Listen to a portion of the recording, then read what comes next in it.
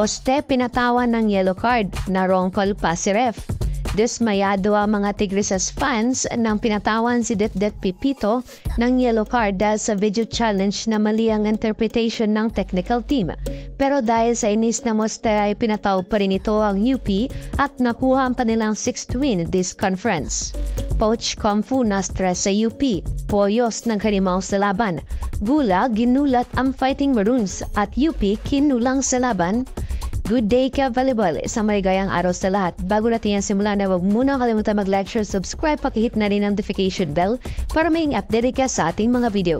Hindi nga naging sapat sa UP ng pinamunahan ni Monares at Bustrillo ang laban kontra sa UST Golden Tigresas.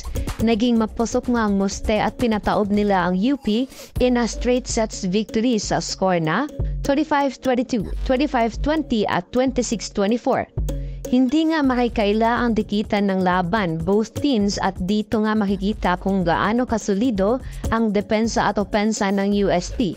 Tinawagan pa nga ng yellow card ang UST, particularly kay Bernadette Pipito after the video challenge ni Coach Kung-Fu dahil mali nga ang interpretation ng technical team sa result ng challenge. Instead kasi na check ball ay sinabing no check.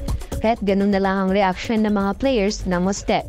Dismayado man sila sa desisyon ng referee at sa technical team ay di naman ito naapekto sa Tigresas at mas nagkaroon pa sila ng aggressive mentality sa kanilang mga atake.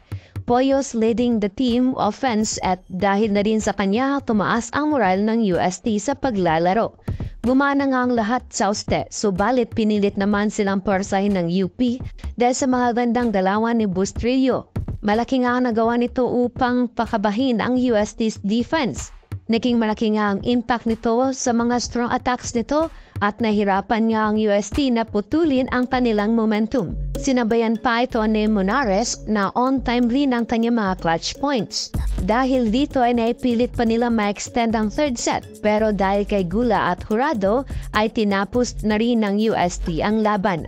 Player of the game rito ay si Poyos na nakapagtala ng 22 big points from 18 attacks at 4 aces while 14 points naman ang nakuha ni Bustrillo at di nito kayang buhayin ang tsansa ng UP Lady Maroons.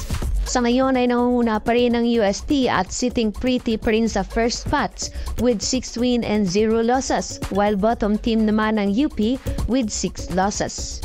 Mga ka-volleyball, isa ka ba sa kinabahan habang kinitingnan mo kung kaya ba ng UP na mapataob ang UST?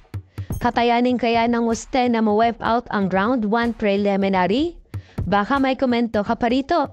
Huwag kalimutan mag-like, share, subscribe at mag-leave ng comment. I-hit mo rin notification bell para maging updated ka sa ating mga video.